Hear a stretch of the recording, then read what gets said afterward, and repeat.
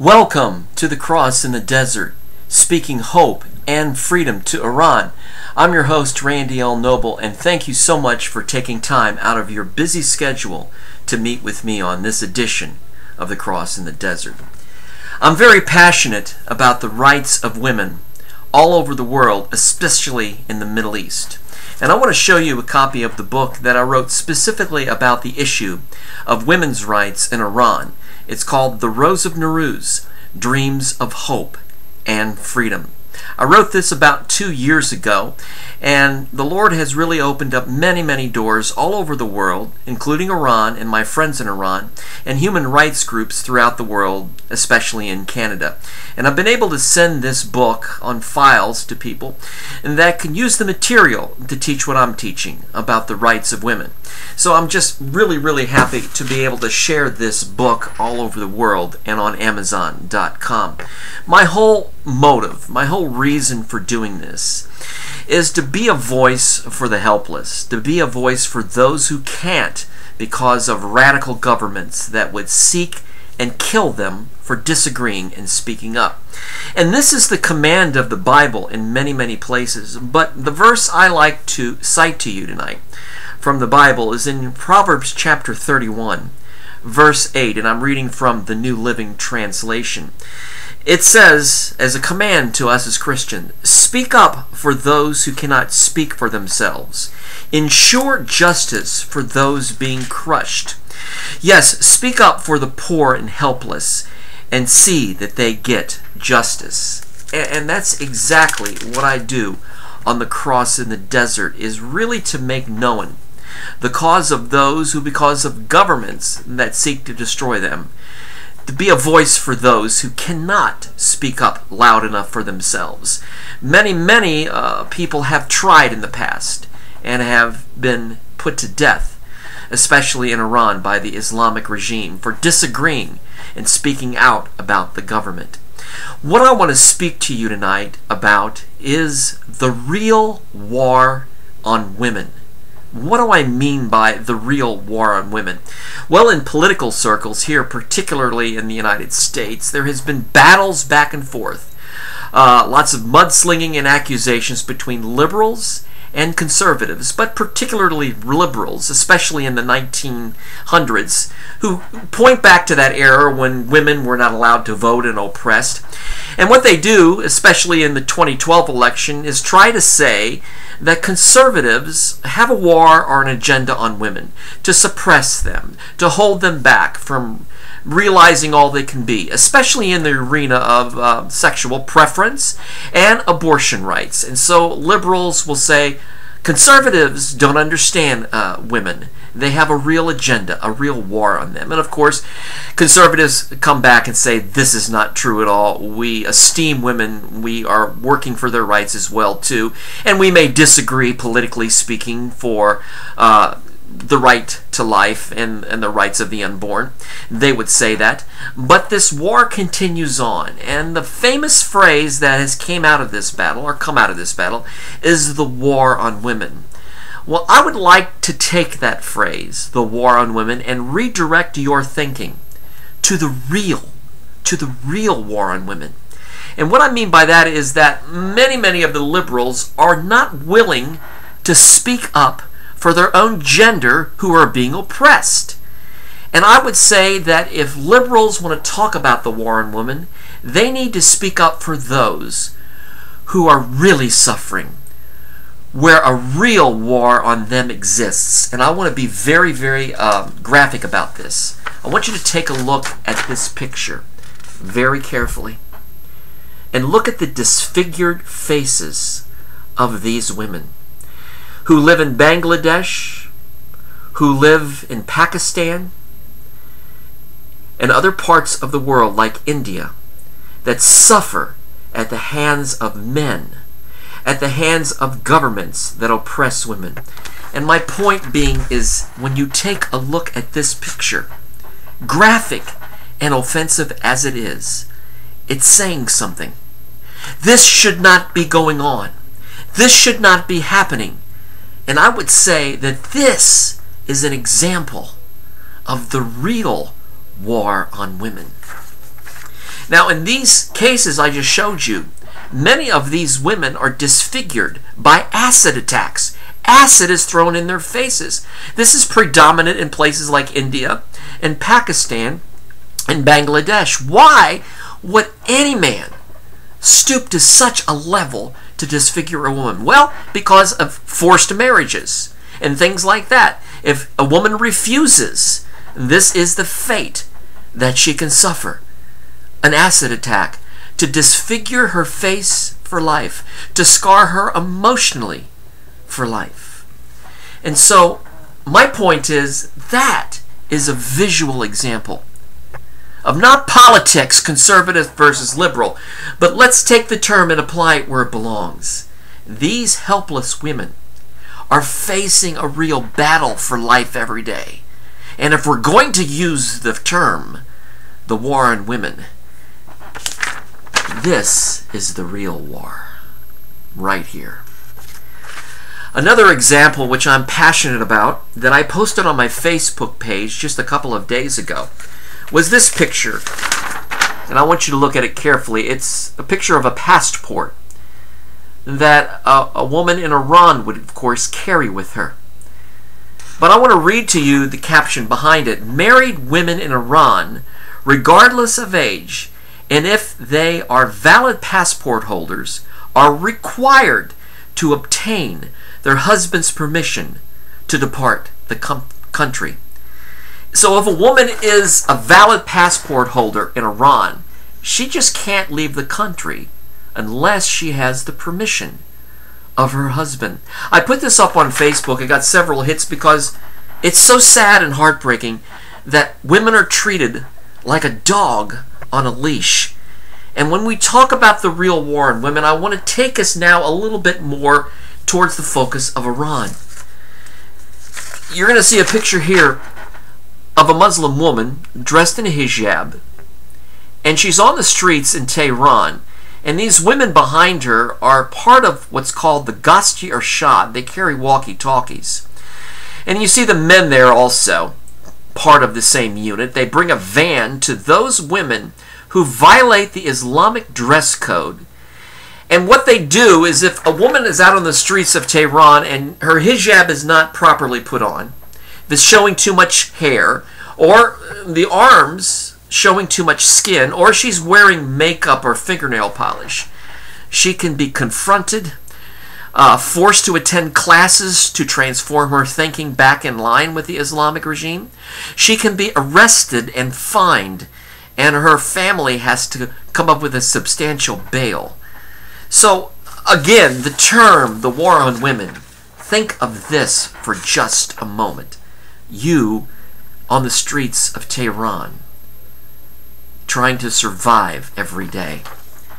Just recently, probably the most graphic example of what I'm talking about tonight was when the United Nations appointed Iran to several United Nations human rights committees, including a 4-year term on the Commission on the Status of Women. What does Iran know about women's rights and the status of women? Yet the UN elected Iran to a human rights committee. Well, this is blasphemous. This is a black eye in the face of human rights, since some of the greatest human rights violations take place in Iran. They are leading the world almost with executions. Hundreds of more executions since Rouhani became president back in August of 2013. Not only executions, but the execution of minors, those under 18, for drug-related offenses, put to death. So the list goes on. How can the United Nations recognize Iran on a committee for human rights? I want to read to you a couple examples from the Sun News Network that did a special on this whole decision by the United Nations. You can see here, this was also on my Facebook page. Iran handed UN Human Rights Authority. Let me read to you a couple of examples of Iran's record on human rights, specifically women's rights. Women, you know, are barred from running in elections. It's a male-dominated society. And this is very much in line with what the Quran teaches. Surah chapter 4, men are superior to women. It's very clear there. So women can't run in elections in Iran. And according to the Quran and Islamic teachings, women's lives are valued as half as valuable as a man's. The testimony of a woman is half that of a man. A man's testimony is far more credible than that of a woman. And just recently, Iran appointed a document that gave the rights for girls to be married at the age of 13. So if a custodian, a man custodian, wants to marry his adopted daughter, he can do so at the age of 13. And it even can happen at the age of 9, except that would take a court approval to do that. So when I think about Iran, I'm thinking about these things that are going on. Most buses in Iran have a section up front for men, and women have to sit in the back. There's a big partition bar that separates men from women. So we see here what's going on as far as human rights and women's rights. And we see that the real war on women takes place in not just the United States, but in the Middle East. And that, to me, is the best example of that. Speaking about the rights of women and the war on women, I want to show you a picture of Rahana Jabari, who is now facing execution in Iran. Her trial delivered the death penalty for her. She had a sham of a trial. Most of the evidence was suppressed in the trial. She's accused of murdering a man, but what really happened was she defended herself against a rapist and stabbed him. He bled to death, and she was able to flee before being physically raped by this man. And of course, Iran does not recognize the testimony of a woman, and so the charges were brought against her for not defending herself against a rapist, for murder.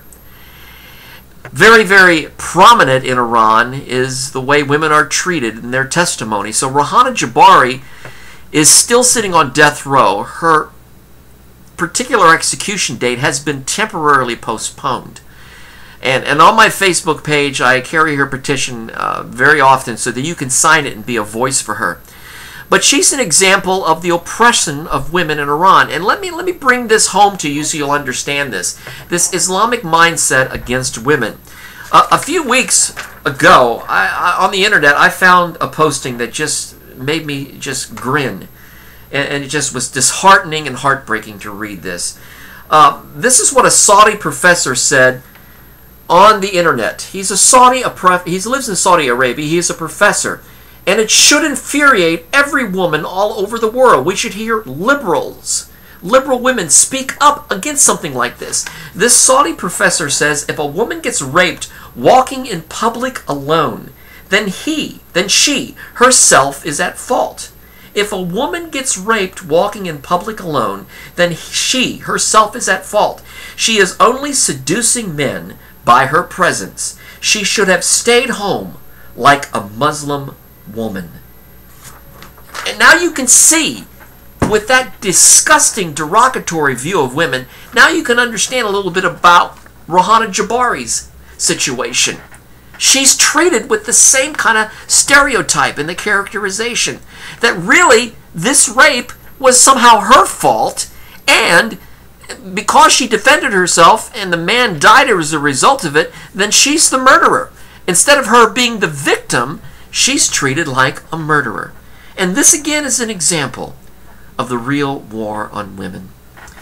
Well, I want to bring some truth into this subject. I don't want to leave it with the problem I'm discussing. Is there a solution to this?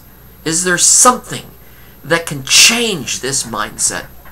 Well, the hope I can offer is the hope brought through the Bible, through the scriptures that change my life, that shape my thinking, that give me hope. And I would point to Jesus as the solution to this mindset of the way women are treated in the Middle East, in Muslim-dominated countries, and especially, which I'm talking about tonight, Iran. You see here a picture of Jesus and a woman, and it says he forgave. I want to talk to you just a second about that. You see, during his earthly ministry, the Pharisees and the scribes brought to Jesus a woman that was caught in the act of adultery. And they used this woman to try to discredit Jesus. They said, she's been caught in the very act of adultery, Jesus. And according to the law of Moses, should we not have her stoned? And they knew if Jesus says, well, yes, then they would come back and say, well, wait a minute. You're a friend of sinners, and people see you as compassionate, and now you want to have this woman stoned? This will discredit you and your ministry. And they also thought, but if Jesus says no, she shouldn't be stoned, then Jesus is guilty of breaking the law of Moses, and he's a false prophet. So you see, they thought they had Jesus cornered here in the case of this adulterous woman. Well, but look what Jesus did. He writes in the sand, and many people speculate that he was writing the sins of the scribes and Pharisees, because they weren't interested in the law of God. They weren't interested in that whatsoever. They were only interested in discrediting Jesus. And so Jesus, in his wisdom and genius, stood up and says, let him who's without sin, let him be the first to cast the stone at this woman. Well, it took the Pharisees and the scribes by surprise. We're not without sin. We can't cast the first stone. And many of them walked away in shame. And Jesus then turned to the woman caught in the act of adultery and said, where are your accusers? He said, go, you're forgiven. Just go and sin no more now. He forgave this woman who was caught in the act of adultery.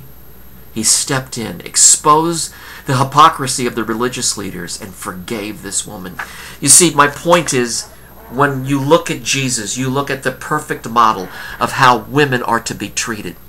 Jesus, full of love and compassion, stepped in, exposed the hypocrisy, and saved this woman's life. Jesus treated women with compassion and respect. He is the God-man. He is my Lord.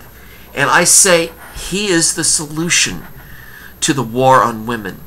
When Muslim women come to know Christ, they feel cleansed and forgiven. Their whole lives are changed. The scars from their abuse are slowly but surely melted away as they walk in obedience to Christ. You see, the war on women is a horrible, deplorable, unacceptable thing. And the answer to it is finding hope and forgiveness in Christ. And that's what I want to say tonight to those who may know those who are scarred, who are hurting because of the way they're treated. Hope is found in Jesus. Forgiveness of guilt and shame is found in Jesus. I really want to thank you for spending this few minutes with me, hearing my passion for the rights of women. If you want to be my friend, come to my Facebook page, Randy L. Noble, and friend request me. You'll see many postings there about the issues going on in the Middle East, particularly Iran. I want to thank you so much for spending time with me. Say God bless you, and I will see you on the next episode of The Cross in the Desert, speaking hope and freedom to Iran. God bless you. Koda Havez.